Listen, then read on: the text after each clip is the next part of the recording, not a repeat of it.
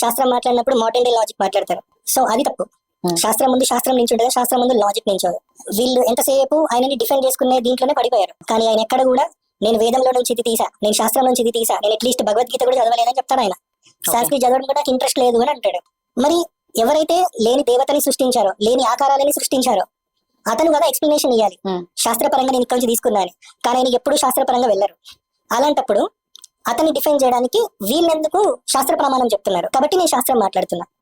ఈ సనాతన ట్రావెలర్ గాడు మాట్లాడితే శాస్త్రం శాస్త్రం శాస్త్రం ఆధారంగా సద్గురువును వ్యతిరేకిస్తున్నా, శాస్త్రంలో లేని దేవి దేవతలను అక్కడ పెట్టి పూజిస్తున్నాడు, అక్కడ పూజలు చేస్తున్నాడు, ఇవన్నీ శాస్త్ర విరుద్ధమైనవి, ఇవన్నీ అవైదికమైనవి అని చెప్పేసి మాట్లాడే ఈ సనాతన ట్రావెలర్, సాయిబు ట్రావెలర్, ఫకీర్ ట్రావెలర్ గాడు సాయిబాబా విషయంలో మాత్రం శాస్త్రం అవసరం లేదంట వీనికి.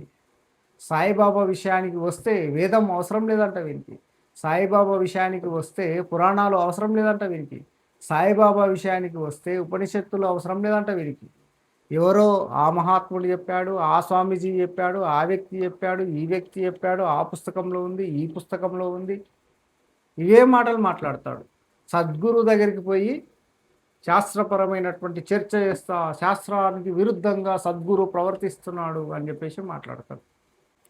సరే, సద్గురు విషయంలో ఏదైతే శాస్త్ర ప్రమాణం కావాలంటున్నావో అదే శాస్త్ర ప్రమాణము సాయిబాబా విషయంలో కూడా కావాలని లలిత్ కుమార్ గారు మాట్లాడుతున్నారు, కరుణాకర్ గారు మాట్లాడుతున్నారు, భాస్కర్ కిల్లి గారు మాట్లాడుతున్నారు, మాధవి లత గారు మాట్లాడుతున్నారు. ఇలా అనేక మంది మాట్లాడితే సమాధానం చెప్పే సత్తా లేక, నీ దగ్గర సబ్జెక్టు లేక, వాళ్ళ దగ్గరికి పోతే నీకు కారిపోతుంది. కాబట్టి నువ్వేమంటున్నావు, వాళ్ళు ఆంధ్రోళ్ళు, నేను తెలంగాణ, అందుకే నా టార్గెట్ చేస్తున్నారు, నన్ను లేకుండా చేస్తున్నారు, కాబట్టి నేను కేసులు పెడతా. ఇవేం పిచ్చి మాటలరా?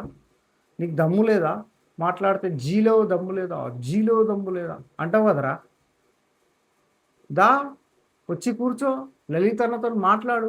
లలితన్న అంటే కదా, అందుకే లలితన్న అనగానే పోతాడు, షిరిడి పోతాడు, ఆడ వాళ్ళ దగ్గర ఏదో మాట్లాడతాడు, కొంచెం ధైర్యం తెచ్చుకుంటాడు, మళ్ళీ 2 వీడియోలు చేస్తాడు.